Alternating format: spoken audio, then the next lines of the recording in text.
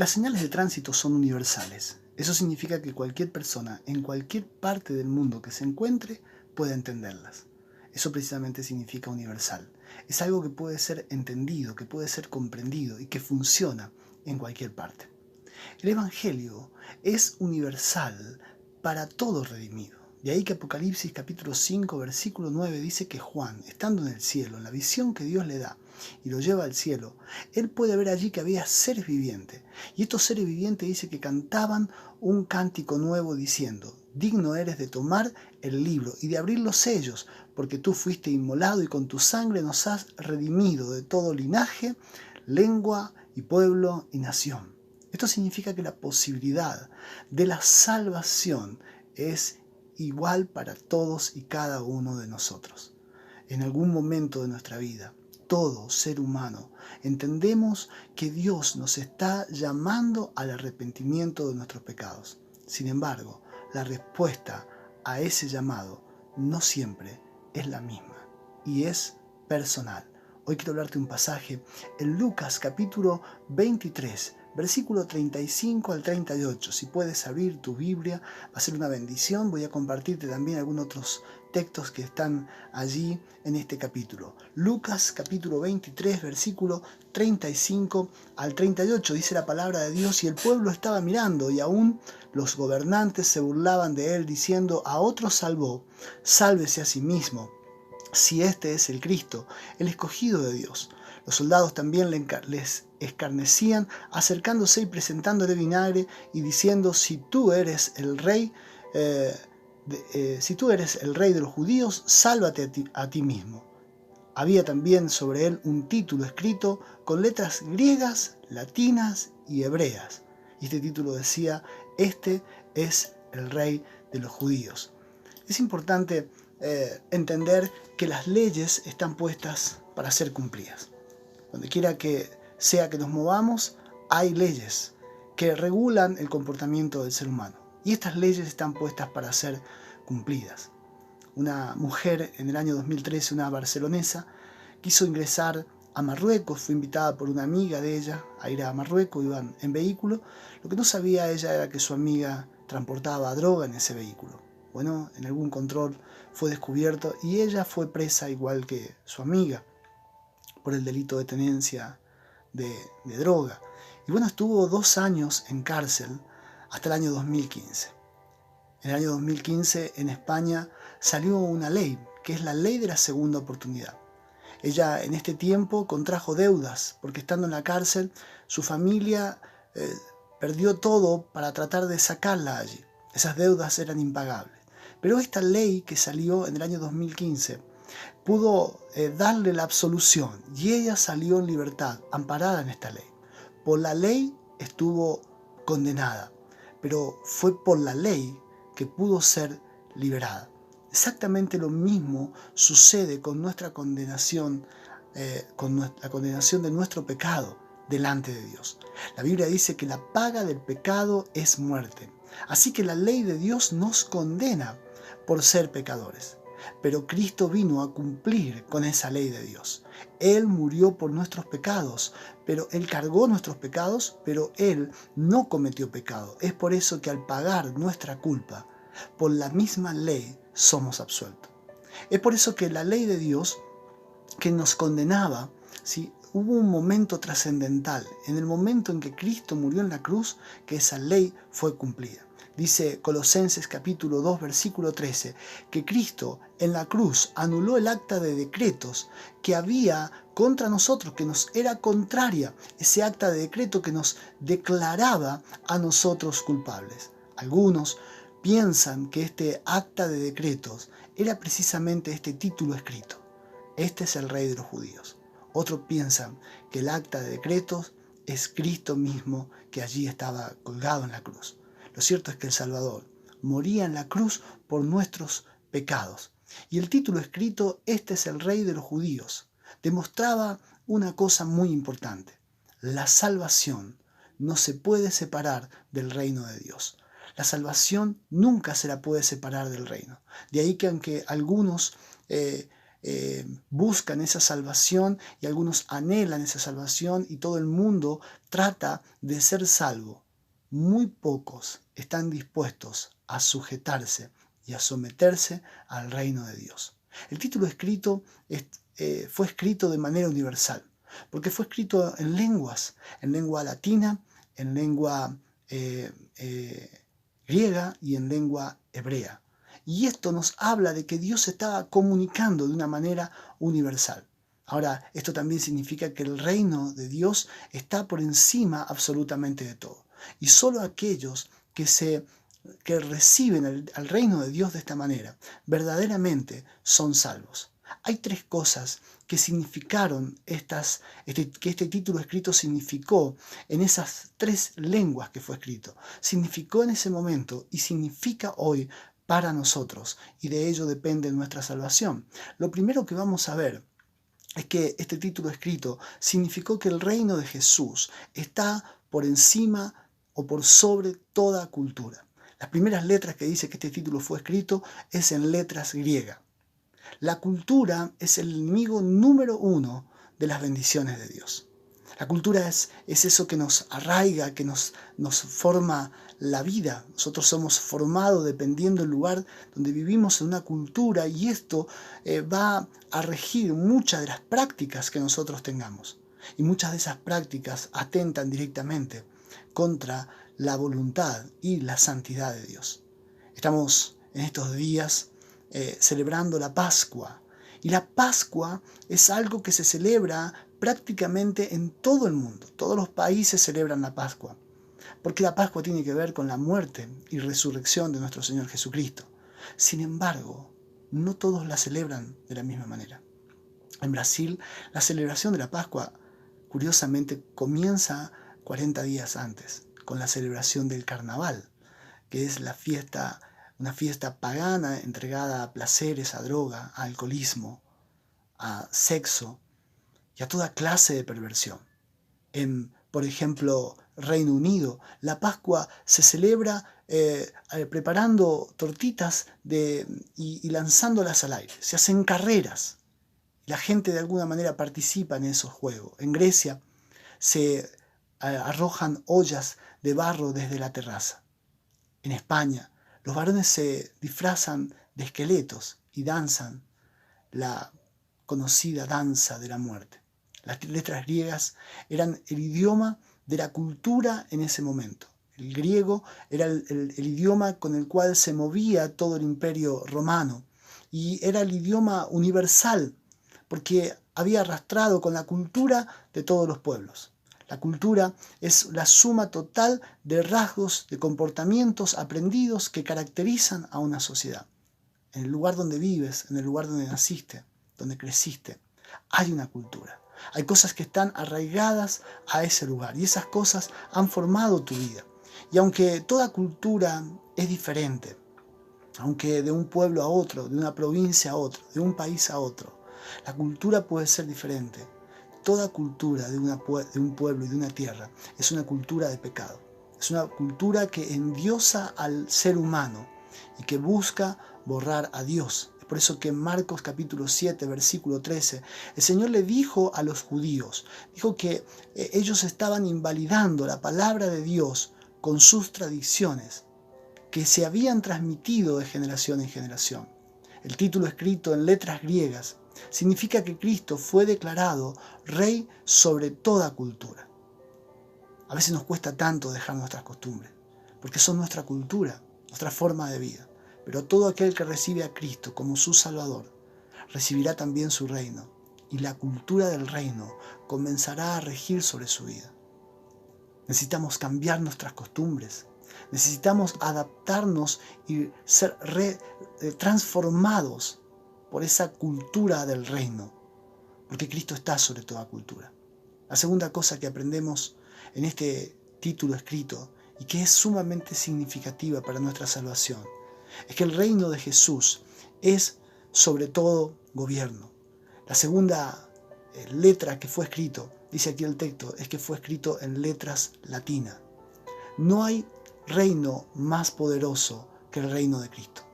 Un hombre, un gran teólogo llamado Philip Schaff. Él dijo: Jesús, sin dinero ni armas, conquistó más millones que Alejandro, Julio César, Mohamed y Napoleón, todos juntos. Y realmente esto es así. Ese es el poder del reino de Dios. Colosenses capítulo 2, versículo 13, dice que Dios nos ha librado de la potestad de las tinieblas y nos ha trasladado al reino de su Hijo. El reino de Dios es sobre todo gobierno. Eso es lo que significaba el título escrito en letras latinas. Un mensaje en el idioma del gobierno humano, una legislación injusta que abusaba del poder y de la autoridad, exactamente igual que los gobiernos de nuestros tiempos. Por medio de estructuras políticas, el diablo ha logrado dominar a la humanidad a través de ideologías, de inmoralidad, de corrupción y de pecado. Estas son las ideologías que de los mismos gobiernos buscan dominar la mente del ser humano, infiltrarse en las escuelas y manipular la mente de nuestros niños a través de las ideologías de género, a través de pensamientos, de filosofías. Los gobiernos son los que están siendo manipulados por Satanás mismo. El reino de Dios tiene cumplimiento presente y tiene cumplimiento futuro. El cumplimiento futuro será en el milenio, cuando Cristo venga a establecer su reino sobre la tierra. Pero el cumplimiento presente es aquí y ahora, en aquellos que han recibido a Jesús como su Salvador. En Juan capítulo 3, versículo 3, el Señor dijo cuál es la condición para entrar en el reino aquí y ahora. Es nacer de nuevo. Ahora, en Lucas capítulo 11, versículo 2, allí está en la versión Vulgata, el del Padre Nuestro, dice: venga a nosotros tu reino. Notemos que el llamado al reino es personal, es a nosotros, es a quienes le ha recibido. No es todavía establecer el reino, porque eso, el reino sobre la tierra lo va a establecer nuestro Señor. Ahora, el hecho de que el reino de Dios venga a nosotros es la condición para vivir en Él. Que el Cristo reine sobre nuestra vida, que Él sea el que domine sobre nuestros pensamientos, sobre nuestras acciones. La tercera cosa que significó este título escrito y que significa hoy para nosotros, y que es trascendental para nuestra salvación, es que el reino de Jesús es sobre toda religión. La tercera lengua en que este título fue escrito es en la lengua hebrea. Solo hay un Dios verdadero, y es el Dios de la Biblia. Es notable que hace un tiempo atrás, el Papa actual en este tiempo dijo algo muy curioso. Él dijo que todas las religiones adoramos a un mismo Dios. Dijo que tanto musulmanes como mahometanos, como testigos de Jehová, católicos, cristianos, solo que algunos le llaman Alá, otros Jehová, otros Jesús, Buda, no importa cómo se le llame, según el Papa. Lo importante es adorar a un Dios. Porque dijo él que si hay algo que todos podemos tener certeza, es que todos somos hijos de Dios. Esto nada más alejado a la palabra de Dios, aunque pueda sonarle bonito a muchos. Este es el idioma de la religión. En este idioma fue escrito el título: este es el rey de los judíos. La religión es todo intento del hombre de religar su relación con Dios. Allí en el huerto del Edén, cuando Adán y Eva cayeron en pecado, ellos se vieron a sí mismos y se descubrieron que estaban desnudos. Y dice la palabra que en Génesis 3:7 que ellos se cosieron hojas de higuera para cubrir su desnudez. Ahí está el intento del hombre de acercarse a Dios por sus esfuerzos, por obras humanas, por apariencia, por tapar lo exterior. Pero la Biblia dice claramente que no todos son hijos de Dios, sino aquellos que le han recibido. En Juan 1:12 dice: mas a todos los que le recibieron, a los que creen en su nombre, les dio potestad de ser hechos hijos de Dios. La Biblia no solo dice quiénes son hijos de Dios, dice que los que no son hijos de Dios, por religiosos que sean, son hijos del diablo. En Juan 8:44 el Señor le dijo a los fariseos, la máxima expresión de religiosidad en los días de Jesús. Él les dijo: ustedes son de vuestro padre el diablo, porque los deseos de vuestro padre quieren hacer. La religión tiene el poder de aplacar la conciencia del ser humano. El ser humano practica una religión, asiste a alguna especie de culto y aplaca su conciencia de pecado, pero la religión no tiene poder de salvar absolutamente a nadie.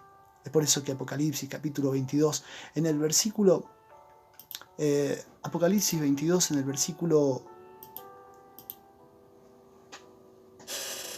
14, Dice, bienaventurados los que lavan sus ropas para tener derecho al árbol de la vida.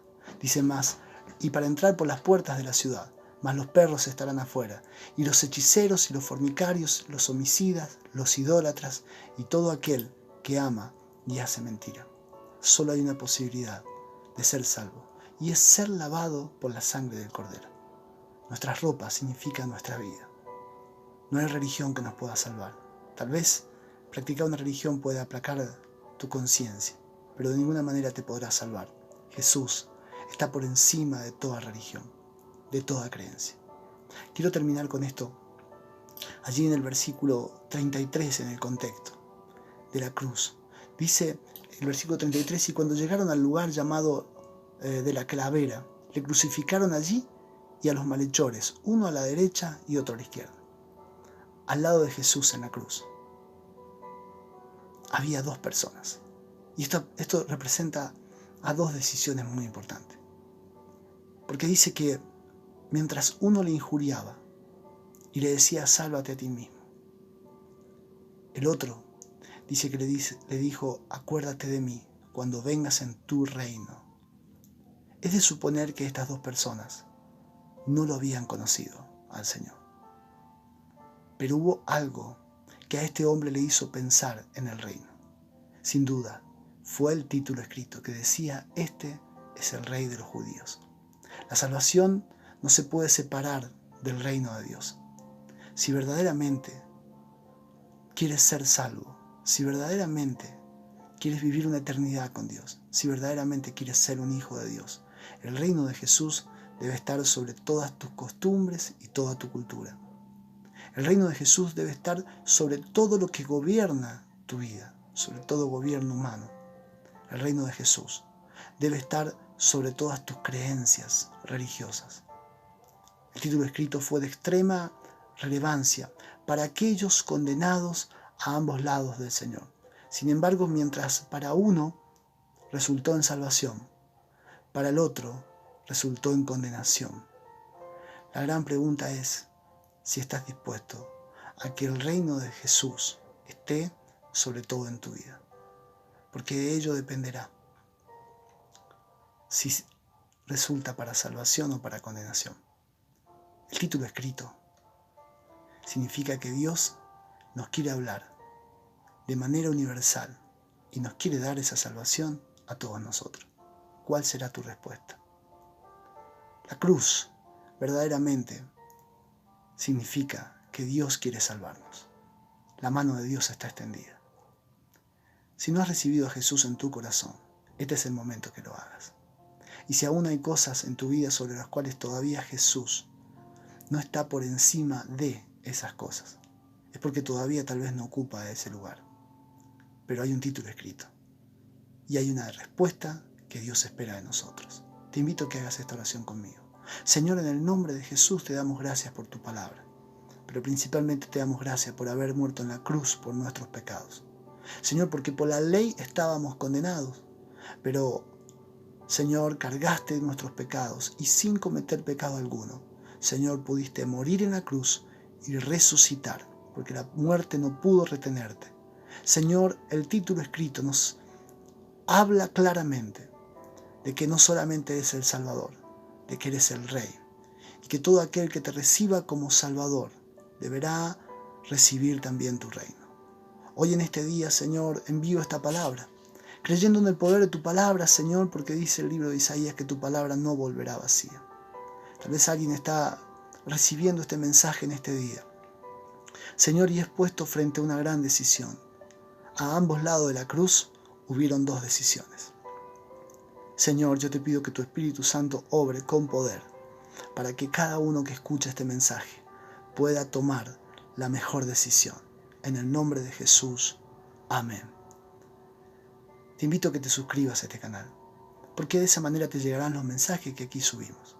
Y también te invito a que compartas esta palabra. La palabra de Dios tiene poder para transformar tu vida y la vida de aquellos que la reciban. Que el Señor te bendiga.